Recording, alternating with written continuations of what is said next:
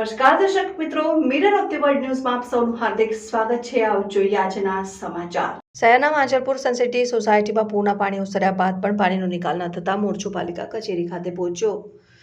વડોદરા શહેરમાં ગત તારીખ 26 થી 29 ઓગસ્ટ દરમિયાન માનવસર્જિત પૂરની પરિસ્થિતિ ઉદ્ભવતી હોય તેને કારણે શહેરમાં જળબંબાકારની સ્થિતિ સર્જાઈ। શહેરમાં એવા પણ અનેક વિસ્તારો છે કે જ્યાં અગાઉ ક્યારેય પૂરના પાણી નહોતા પ્રવેશ્યા, પરંતુ આ વર્ષે આવેલા પૂર એવા અનેક વિસ્તારમાં પ્રથમવાર આટલું પાણી ભરાયું છે અને શહેરના વરસાદી પાણીના નિકાલ કરતી ભૂકી કાંસ અને મત્સ્ય કાંસ અને રૂપારેલ કાંસ અને હાઈવેના સમાંતર બહાર કોતરો સુધી જતી કાંસો પરના દબાણો અને વિશ્વામિત્રી નદીના દબાણોને કારણે શહેરમાં પૂર પ્રકોપ આવ્યો અને જેમાં કરોડોનું નુકસાન થયું છે અને લોકોને ફરીથી બેઠા થતા લોકોને 5 થી 10 વર્ષનો સમય લાગશે। શહેરના માંજલપુર વિસ્તારમાં આવેલી સનસિટી સોસાયટીમાં પૂરના પાણી એક સપ્તાહ સુધી ઓસર્યા ન હતા, જેને કારણે ખૂબ મોટું નુકસાન પહોંચ્યું છે અને મોરચો, કીર્તિસ્તંભથી પગપાળા બેનરો, સૂત્રોચ્ચાર સાથે પાલિકા કચેરીએ પહોંચતા પાલિકાના સુરક્ષા કર્મીઓ દ્વારા ગેટ બંધ કરી દીધો હતો, જે કારણે એક તબક્કે પાલિકા કચેરીના ગેટ બહાર લોકોએ હોબાળો મચાવ્યો। રોડ ઉપર ચક્કાજામની પરિસ્થિતિ જોવા મળી ત્યારે કમિશનર દિલીપ રાણાએ 5 આગેવાનોને પોતાની ઓફિસમાં બોલાવી રજૂઆત સંભળાવવા જણાવ્યું। અમારી તંત્રની મશીનરી ત્યાં ચાલુ છે, એ લોકો રજૂઆત કરવા આવ્યા છે એટલે રોડ ઉપર એમને રિસીવ કર્યા છે। એમનું લઈ જવું છું ચેમ્બરમાં, એમની રજૂઆત શાંતિથી સાંભળી અને પછી અમને બધાને બ્રીફ અમારી આ વસ્તુ અટકેલી છે। છેલ્લા ઘણા વર્ષોથી ટીપી 31 અમારી અટકેલી છે, એને લીધે પાણીના ભરાવ થઈ ગયા છે।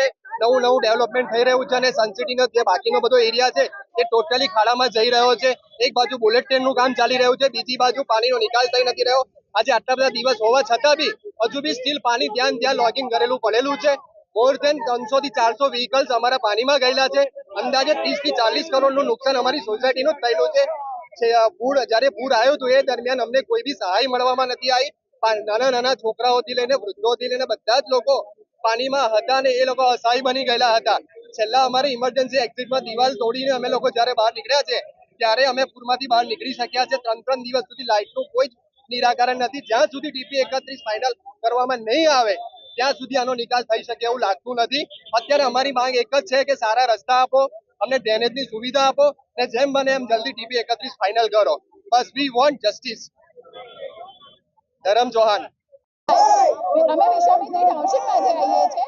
અમારા ત્યાં 6 ફૂટ પાણી હતું, અમારે ત્યાં કોઈએ સહાય આપી નથી। અમે બધા પાણી ખાવા વગર હતા। લાઈટો અમારા ત્યાંની લાઈટો તો સમજ્યા, પણ ખાવાનું કે પાણી પણ કોઈને મળ્યું નથી। જ્યારે આયા એ વખતે તો પાણી ઉતરી ગયેલા હતા, 2 ફૂટના હતા, એ વખતે એ લોકો આવીને પાણી આપી ગયા। ત્યારે અમને જરૂર નથી, જ્યારે જરૂર હતી ત્યારે ના તો અમને નૌકા ના કોઈ આવ્યું છે, કોઈ સહાય કર નથી। આ આકસ્મિક નથી, આ કુદરતી નથી, આ માનવ સર્જિત અકસ્માત કરેલ છે, જેમાં કોર્પોરેશનનો મોટો સહભાગ છે। એમણે કોઈ બી અમને સહાય કરી નથી।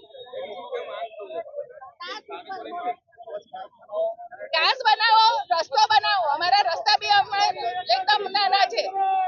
કાસ બનાવો અને બીજેપીને જે અમે વોટ આપીએ છીએ ને એ અમારો ગુનો છે કે અમારા વોટને ટિકિટ પર ગ્રાન્ટેડ લઈ લેવામાં આવ્યું છે કે અહીંયા તો કશું કરો કે ના કરો, વોટ તો આ લોકો આપણને આપવાના જ છે। આ રીતની જે વલણ થઈ છે ને એ બિલકુલ નહીં ચાલી શકે।